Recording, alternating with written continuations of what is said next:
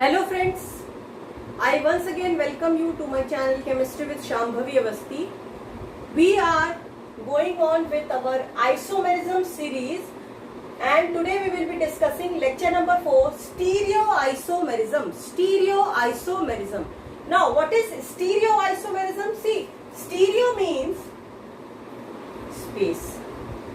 Stereo means space and isomerism means same molecular formula but different structural formula. So what is isomerism? Stereoisomerism means, it means that same molecular formula, same structure,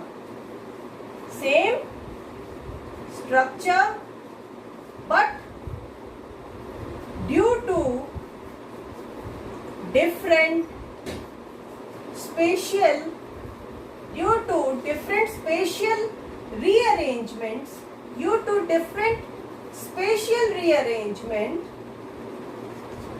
of atoms or groups, isomers are formed. So stereoisomerism explains the process of formation of isomers in which they have same molecular formula, same structural formula, but the difference, where lies the difference? But the difference lies in the spatial rearrangement of atoms or groups present in both the isomers. I hope this point is clear to you. One more point I need to make it clear, that structural isomerism is in 2D form. Structural isomers are 2D in form. Structural isomers are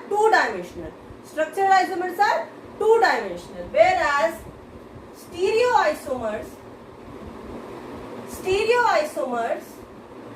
can be 3D. Stereoisomers can be 3D. 3D means three-dimensional.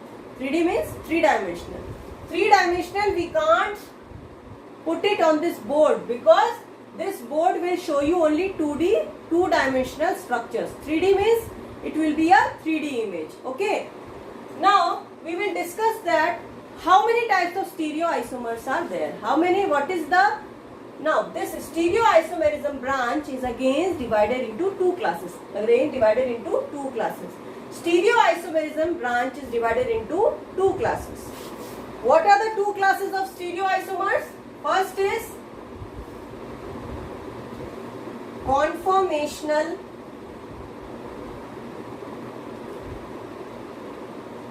and second is configurational.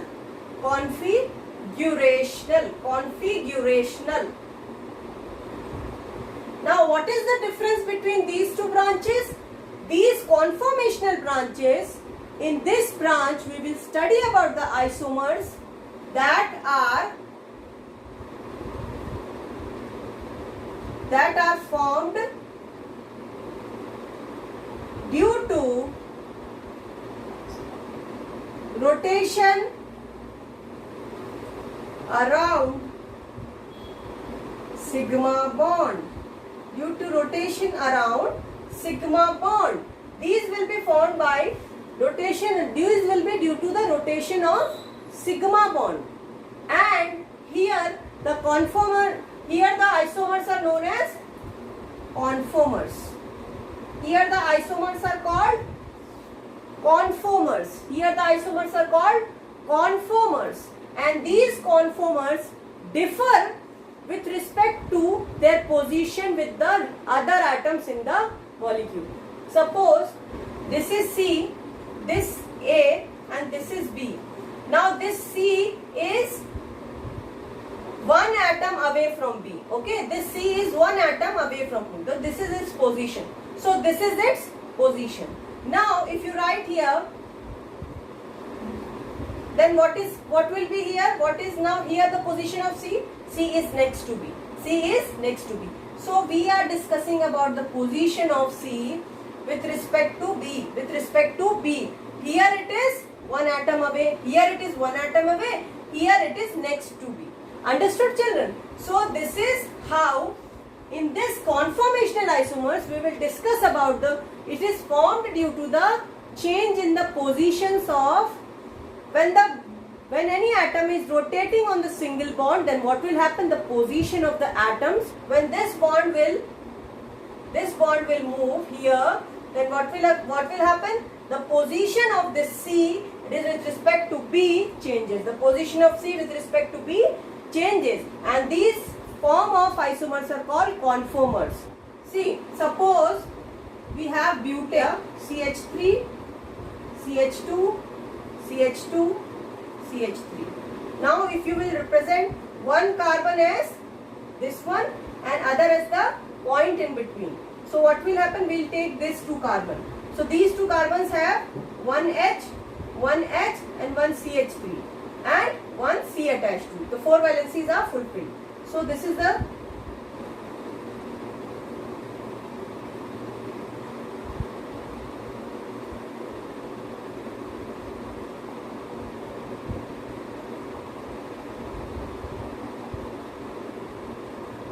this form is called staggered. I think this you have studied in conformations. This is known as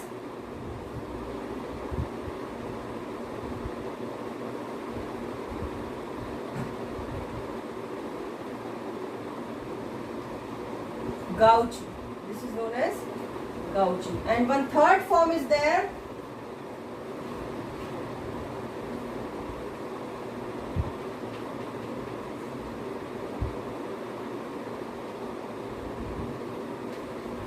This is called eclipsed. These are the three forms, and these are occurring due to the rotations. Due to rotation, 60-degree rotation, then 120-degree rotation. The single bond is rotating 60 degree, then again 60 degree, then again 60 degree. Like that it rotates as 360 degree. Like that it rotates a full circle of 360 degree, and these forms are formed. These forms are formed due to the rotation of single bond. What are configurational isomers? Configurational isomers occur due to restricted rotation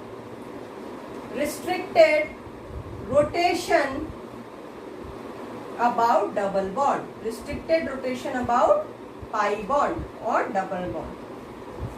So these are formed due to restricted rotation around the pi bond. These are formed, this configurational isomers are formed due to restricted rotation around the double bond. Now see, if you have a sigma bond, then the orbitals are s orbitals. Okay, so this is spherical in shape, these are spherical in shape, so they can rotate easily. But if you have a pi bond, then these are the p orbitals. Which form pi bond. These are the p orbitals which form pi bond. These can rotate either from down to up or up to down. They can either rotate down to up or up to down. They can't rotate freely, because if they rotate freely, the p orbitals may get damaged. So these configurational isomers are formed due to the restricted rotation of the p orbitals. This configurational isomers, first we will deal with this configurational isomer. Configurational isomerism. In this configurational isomerism, again it has two branches. First are geometrical isomers.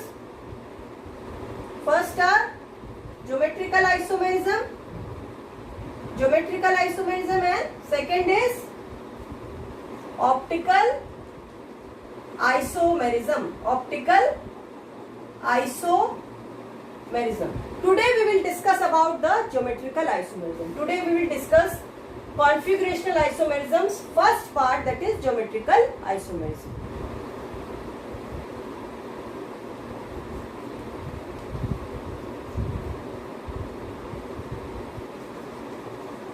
Geometrical isomerism. Geometrical isomerism. So there are some points, there are some conditions that should be there to become geometrical isomerism. There are some conditions that should be fulfilled to show this geometrical isomerism. What are the conditions? First is, it is a space isomerism. First is that it is space isomerism. Second is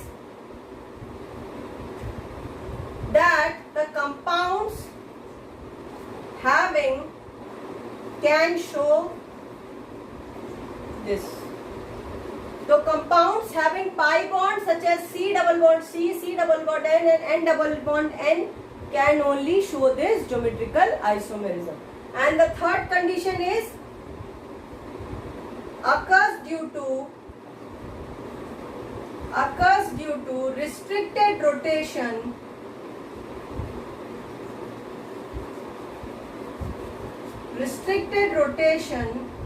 around pi bond, around the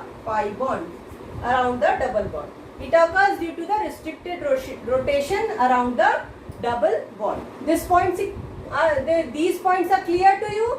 Okay. Now let us see the geometrical isomerism in alkenes. Now first is cis-trans isomerism. First type of geometrical isomerism that is shown by alkene is cis-trans isomerism. Now for this cis-trans isomerism, there are two conditions.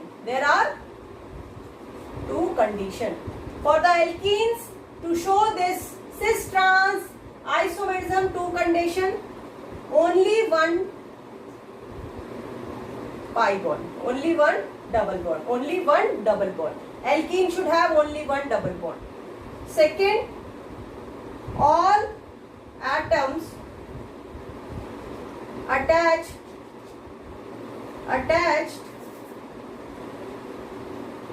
to both double bond carbon should be different. Understood? See, if this is the double bonded carbon, this is the double bonded carbon, it means A should not be equal to B and C should not be equal to D.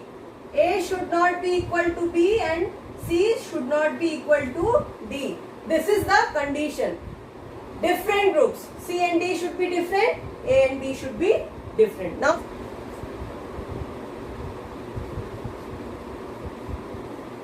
look here students, look here. These two carbon are double bonded. These two carbon are double bonded carbon. This carbon has one atom as methyl group and one as hydrogen. Again this has methyl and hydrogen. These two are not equal. These two are not same. These two are not same. So the condition is fulfilled. One double bond condition fulfilled. Both groups are different. Condition fulfilled. Now these two groups are same. These two groups are same. When same groups, opposite side. These two same groups are on the opposite side. This is on downside. This is on the upside. So same groups, opposite side. Then we call it trans. Then we will call it trans. Suppose we change this. Suppose we rotate this bond, we rotate this carbon upside down. We rotate this carbon upside down. Now you see, same groups, same side. Same groups, same side. So this is cis. This is cis. I hope this is clear to you. This is all about cis and trans isomerism. Cis and trans isomerism. Now, there is one drawback of cis and trans. there is one limitation to cis and trans isomerism. The limitation is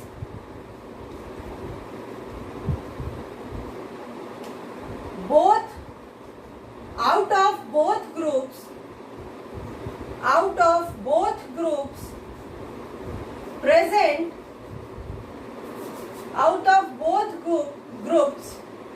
present on double bonded carbon, one group should be common. At least one group should be common. At least one group should be common.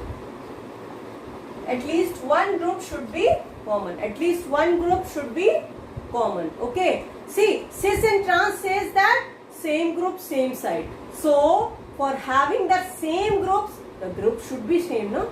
The groups should be same. Otherwise, cis and trans won't take place.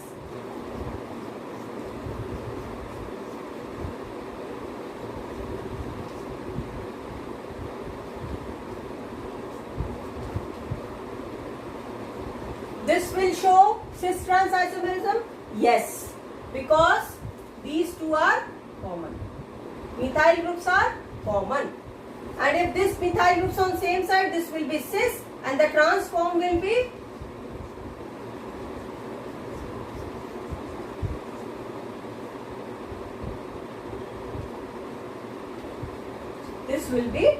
trans.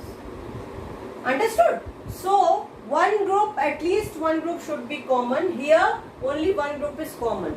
Or both groups can be common, as you have seen in other examples.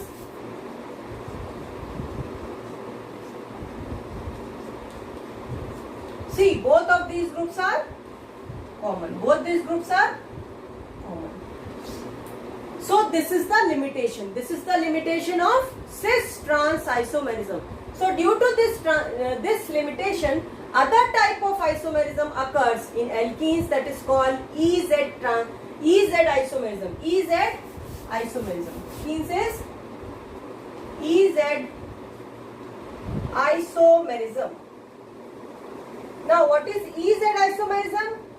Now, E stands for antigen and Z stands for zusammen. These are German words. These are German words. Antigen means anti, opposite. Zusammen means together. Zusammen means together. That is cis, you can say, or you can say same. Cis, or you can say same. Okay, so this is anti and this is together. This is anti and this is together. Now, how this E and Z isomerism work? Let us see. Let us take some examples. This E and Z isomerism have some rules. Condition for them is, condition for EZ isomerism is that all groups or atoms, all groups or atoms attached to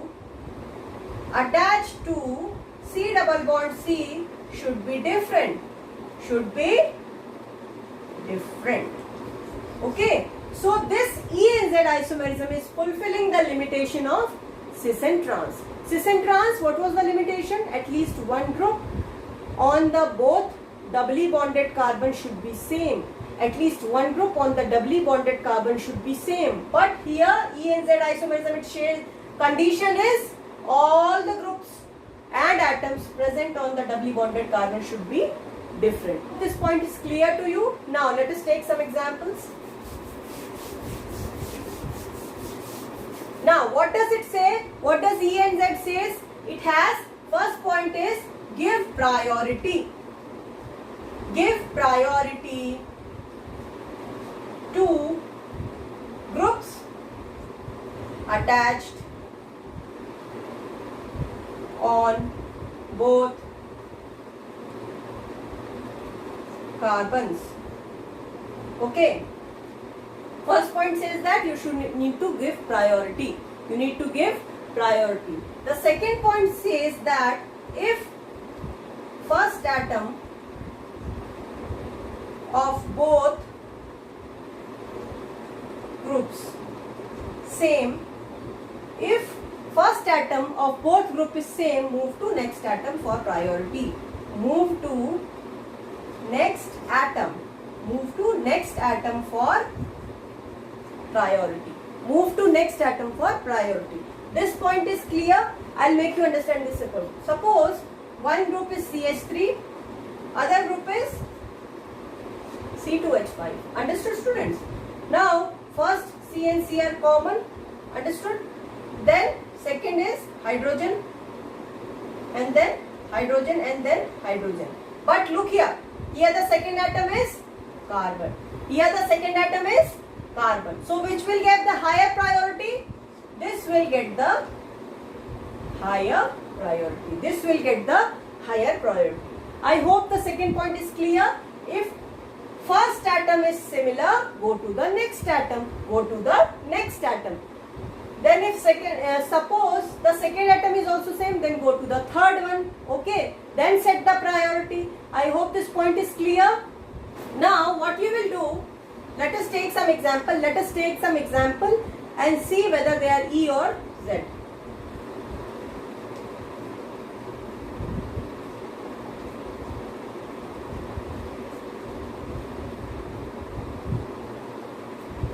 Now first you see this side of the carbon, bromine and C2H5.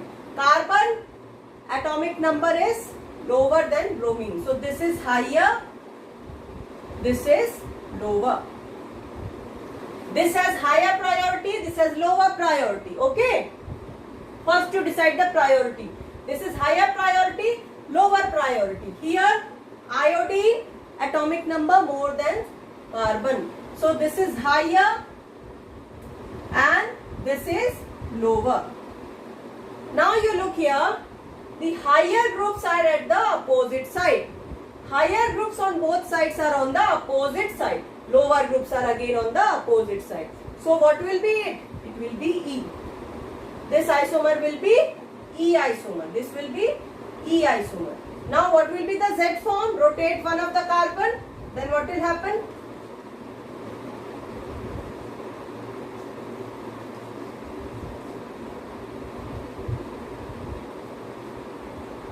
Now higher groups on upper side, higher groups came on upper side, lower groups on the lower side. So this will be Z. This will be Z isomer. This will be Z isomer. I hope this point is clear. Now this completes your geometrical isomerism in alkenes. This completes your geometrical isomerism in alkenes. Two types of geometrical isomers in alkenes. First is cis and trans, second is E and Z.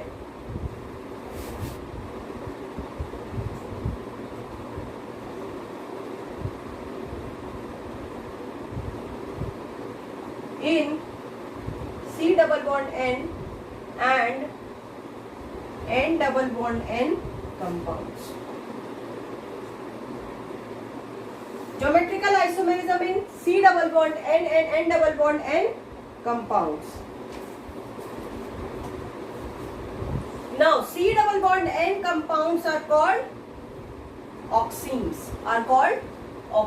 How they are formed? On aldehyde or ketone react with hydroxylamine.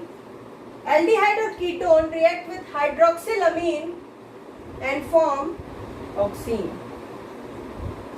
Now let us take a look at the reaction. Now this H2 from the hydroxylamine and this O from aldehyde will go and it will form. This is acetaldehyde. This is acetaldehyde.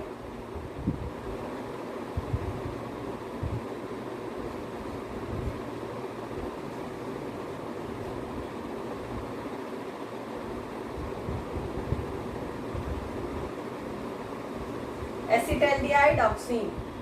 Aldehyde oxime. Aldehyde oxime. This is aldehyde oxime. This is aldehyde oxime. This is how the oxygen of the aldehyde group and the H2 from the hydroxylamine group will move out as water, H2O, then oxime is formed. Stone.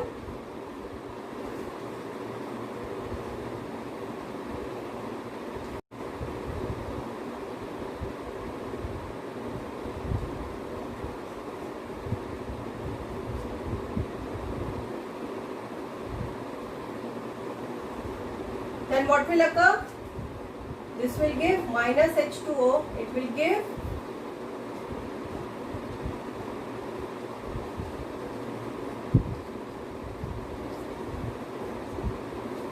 this is ketone oxime. This is ketone oxime. This is ketone oxime. Now let us see how they show, how this oxime group show geometrical isomerism. First we will take the example of aldehyde oxime.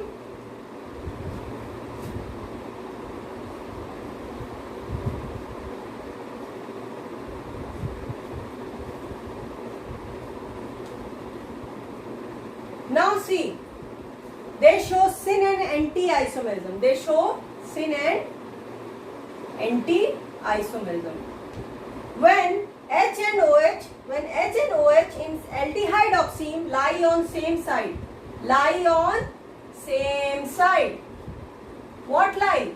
H and OH. When H and OH of the oxime group lie on the same side, they are called as syn isomer. They are called as syn isomer. But if we change the position, if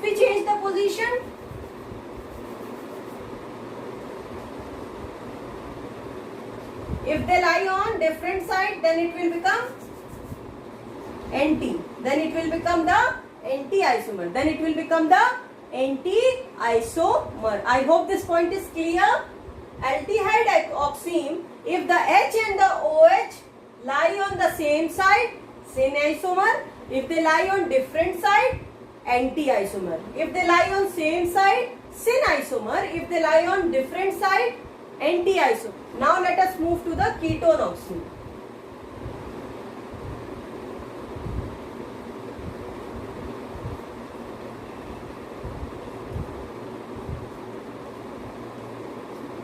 Now see here, there is no H here, but the groups, one condition for ketone oxime is the group should be different. The groups attached to the ketone, it should be different. It should be CH3 or C2H5 or CH3 or C6H5. Out of these two groups, this is of higher priority, this is of higher priority, this is of lower priority. This is of higher priority, this is of lower priority. Higher priority group and OH lie on same side, then it will be syn. Then it will be syn. If they lie on opposite side, if they lie on opposite side like this,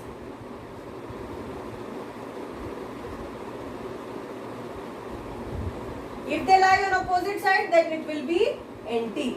Then it will be anti. Higher priority group and OH lies on opposite side, anti. Higher priority group and OH lie on opposite side, anti. I hope this point is clear to you. Now let us move to the isomerism in N double bond and compound. Compounds are called azo compounds. Are called azo compounds.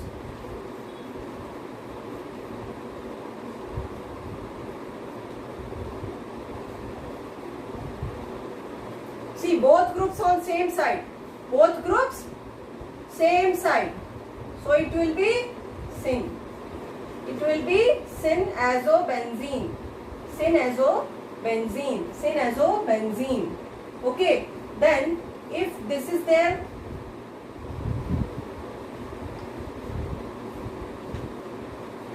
this is anti-azobenzene. Anti-azobenzene. Groups on opposite side, anti. Groups on same side, syn. I hope this point is clear to you. This completes geometrical isomerism. Other geometrical isomerism we will be dealing in the next lecture. I hope You like my video? I hope you like my video. Please do subscribe my channel. I will be giving some questions along with it. Please do practice it. Please comment, like my video, and please subscribe my channel. And please press the bell icon so that you can get the notification. Thank you, students.